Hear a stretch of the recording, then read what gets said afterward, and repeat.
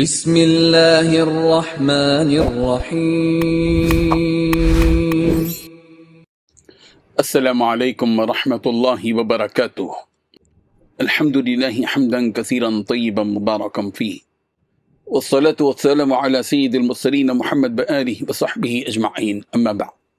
حاضرین و ناظرین، یہ درس حدیث نمبر 617 ہے اور آج کا عنوان ہے رسول اللہ صلی اللہ علیہ وسلم نے بچپن اور ابتدائی عمر میں بکریاں چرائیں۔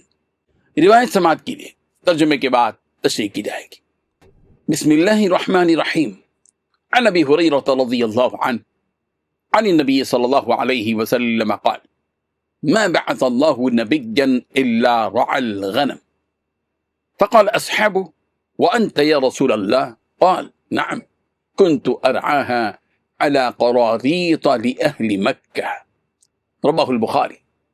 ترجمہ یوں ہے، حضرت ابو ہریرہ رضی اللہ عنہ سے روایت ہے، رسول رحمت صلی اللہ علیہ وسلم نے ارشاد فرمایا، اللہ تعالیٰ نے کوئی ایسا نبی نہیں بھیجا جس نے بکریاں نہ چرائی ہوں۔ صحابہ کرام رضی اللہ عنہم نے عرض کیا، یا رسول اللہ، کیا آپ نے بھی؟ آپ علیہ الصلاۃ والتسلیم نے ارشاد فرمایا، ہاں، میں مکے والوں کی بکریاں چند قیرات اجرت کے بدلے چرایا کرتا تھا۔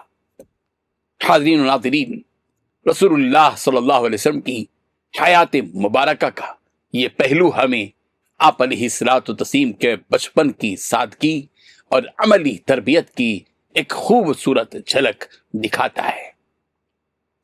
اللہ تعالیٰ نے اپنے انبیاء کرام علیہ السلام کو نبوت جیسے عظیم منصب سے پہلے زندگی کے مختلف مراحل سے گزارا اور ان میں ذمہ داری، صبر و تحمل، محنت اور مخلوق کے ساتھ حسن سلوک جیسی صفات پیدا فرمائی۔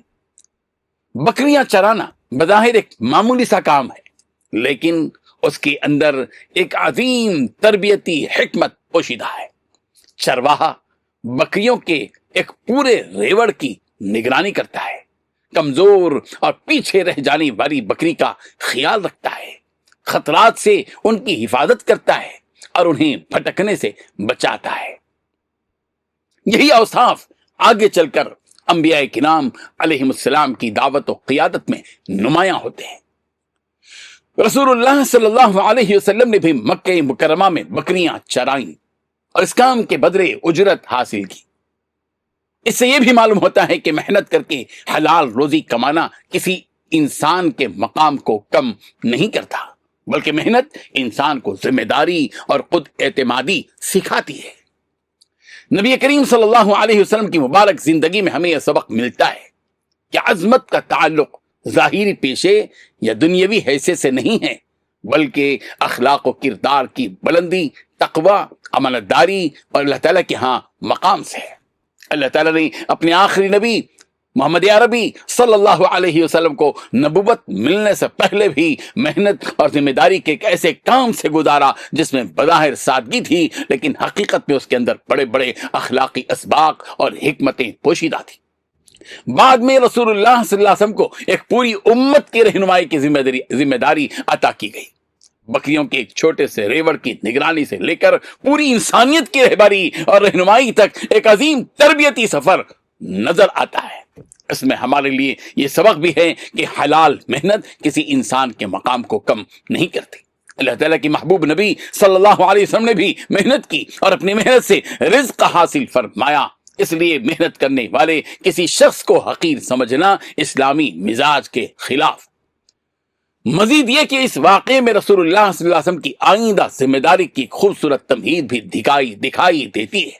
آپ علیہ الصلوۃ والتسلیم پہلے مخلوق کی نگہداشت کی عملی تجربے سے گزرے، پھر اللہ تعالیٰ نے آپ علیہ الصلوۃ والتسلیم کو انسانوں کی ہدایت اور اصلاح کی عظیم ذمہ داری عطا فرمائی۔ اس حدیث میں ہمارے لیے یہ پیغام بھی ہے کہ بچوں کو محنت، ذمہ داری اور عملی زندگی سے جوڑنا ان کی شخصیت سازی کا اہم ذریعہ ہے۔ آرام طلبی اور بے مقصد زندگی گزارنے کے بجائے انسان کو چھوٹی عمر ہی سے ذمہ داری اٹھانے، دوسروں کا خیال رکھنے اور حلال محنت کی قدر کرنے کی تربیت ملتی ہے۔